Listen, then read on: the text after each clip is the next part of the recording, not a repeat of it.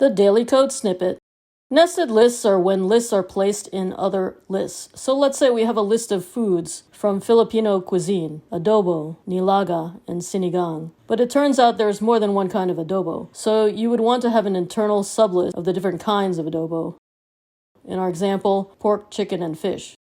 To nest a list, when you get to the list item that has a sublist, before closing the list item, you will add another unordered list, in this case, and then have each list item of the sublist. It is only after the last item in the sublist that you will add the closing tag, so the sublist of types of adobo becomes nested in the larger list of dishes from Filipino cuisine. UL opening tag, LI opening tag, adobo, UL opening tag, LI opening tag, pork, LI closing tag, LI opening tag chicken, LI closing tag, LI opening tag fish, LI closing tag, UL closing tag, LI closing tag, LI opening tag, nilaga, LI closing tag, LI opening tag, sinigang, LI closing tag, UL closing tag. Presented by Designers Learn Code.